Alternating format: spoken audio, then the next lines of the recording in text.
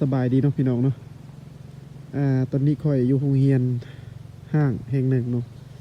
อยู่ใกล้กับครัวเซเปียนเนาะอันนี้ก็มีโอกาสได้ไปเบิ่งโรงเรียนห้างบ่ฮู้ว่าโรงเรียนนี้เขาย้ายเรียนไปไสอันนี้จะเป็นโรงเรียนห้างเนาะโรงเรียน2ชั้นรู้สึกมันแบบมันย่านๆเด้หน่อยนึงเนาะอู้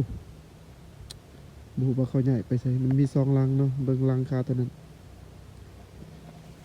เดี๋ยวสิเดี๋ยวสิเข้าไปเบิ่งใกล้ๆนำกันเนาะพี่น้องเนาะ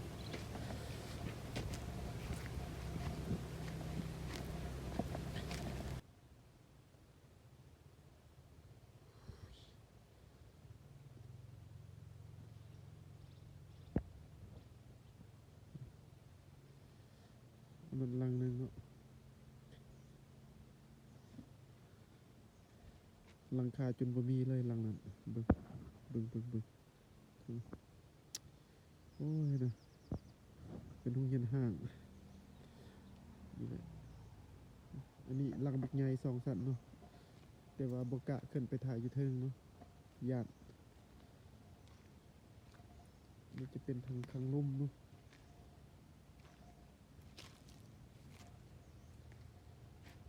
อืมอันนี้จะเป็นข้างนั่นเนาะครัวเซเปียนโรงเรียนบ้านใหม่เนาะบ่ฮู้ว่าเขาย้ายไปใส่เบิดแล้วเนาะตอนนี้เหลือแต่ห้องหอยเหลือแต่โรงเรียนห้างๆเนาะจักเสียงอีหยังทางนั้นเนาะมันมีเสียงทางนั้นมันคือมีคนเว้ยอยู่ป่าแล้วมันคือสิมีคนเนาะบ่ฮู้ว่าเด้ๆมันคือมีคนเนาะข้อยรู้สึกญาติแล้วตอนนี้เนาะเพราะว่าเขาไปคนเดียวนี่มันคือมีคนทางนั้นได้ยินเสียง2-3เทื่อแหละเนาะข้อยไปถ่ายโรงเรียน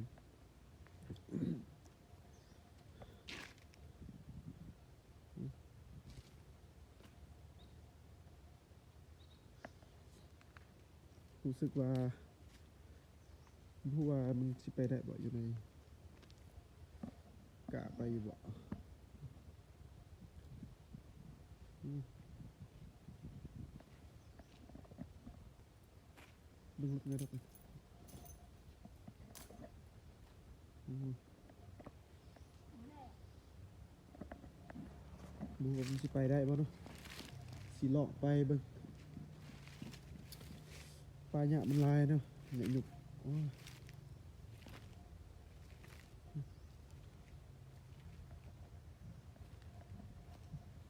มันคิวๆเม็นๆเนาะ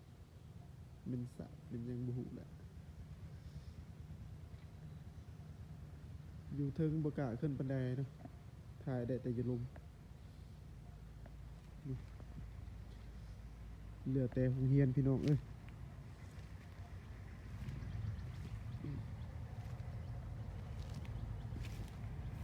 บ่กล้าเข้าไปในปานใดสิลองเข้าไปเบิ่งเนาะ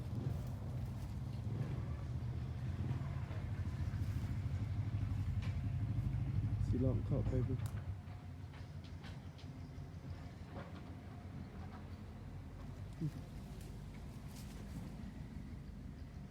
โอ้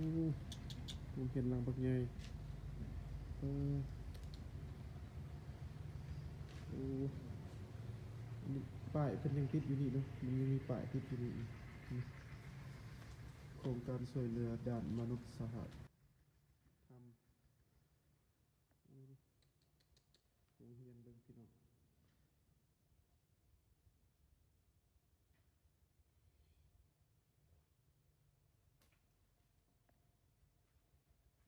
ใหญ่โตขนาดโรงเรียนโคตรใหญ่เลยเนาะแต่ว่าเพิ่นบ่มีจักเสียงหยังเนาะเบิ่งแต่คันใดคันเทิงพี่น้อง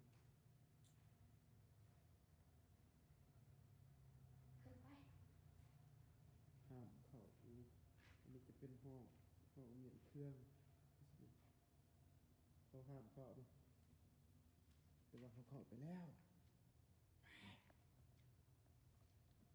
อันนี้แค่สันลุ่มเนาะยังบ่กล้าขึ้นไปสันเทิงปันใด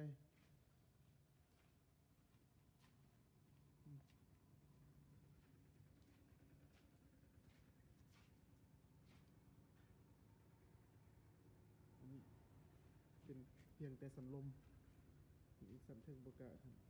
เบิ่งแต่คันใดเห็นเป็นตาญาติแหละเนาะตั้งแต่ข่าวคืนแตกน้ำท่วมมันบ่ได้เข้าไปเขตนี้เนาะอันนี้จะเป็นครั้งแรกเลยอันนี้คันใดขึ้นเนาะบ่กล้าขึ้นบันได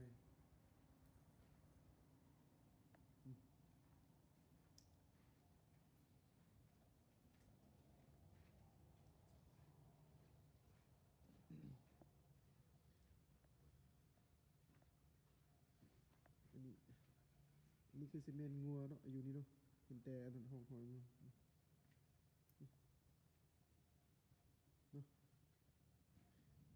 มันก็ใหญ่เติบเด้อโรงเรียนหลังนี้เสียงหยังโอ้ยบ่แม่นแล้วได้ว้าวอันนี้ทางขึ้นทางลงที่เบิ่งความงามของโรงเรียนพี่น้องเอ้ยแต่เป็นโรงเรียนห่างเนาะเสียดายขนาดกำลังพัฒนากำลังสร้างกำลังฮิตสุดท้ายเป็นแบบนี้เนาะเบิ่งหลังคาอยู่เทิงกระเปี้ยวหมดเนาะหลังคาเบิ่งมันมี2สันสันลมกับสันเทิงรู้สึกแบบมันแปลกๆเนาะมันมีหยังบ่ฮู้ทางนั้นคือซีเมนต์ห้องไว้เครื่องไปได้บ่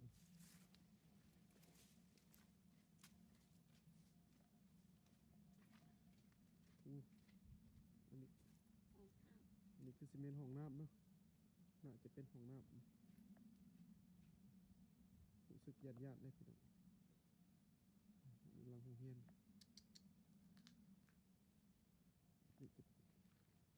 นี่จะเป็นห้องน้ำห้องขี้เนาะ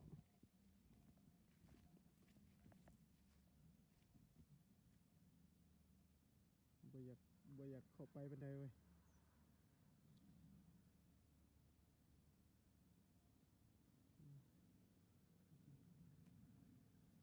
ลังบักใหญ่ขนาดมันมี2ลังเนาะตัวนั้นเรือแต่โรงเรียนหลังคาบ่มีแหละไปเบิดแล้วเนาะหลังคาบ่มีไปเบิดแหละเรือแต่โรงเรียนมันสิไปเบิ่งหลังนั้นอีกมันก็โดนเติบแล้วเนาะตั้งแต่ปี2019จนมาฮอดปี2026เนาะเรือแต่ป้ายหญ้าเรือแต่โรงเรียนอันนี้คือซีเมนต์ปทุมเนาะ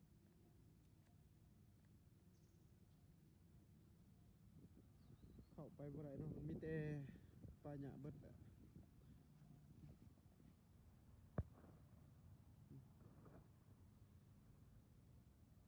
หลังคาจนบ่มีเลยเรือแต่โรงเรียนโอ้ยขนาดคิดนี่เนาะคิดบ้านใหม่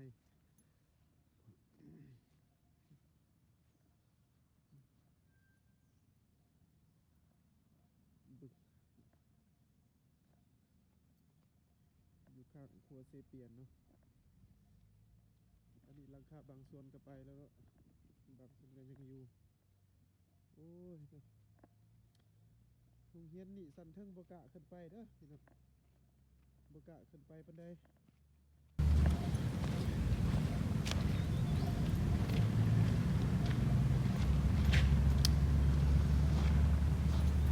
จะมีสันเทิงสันลมขนาด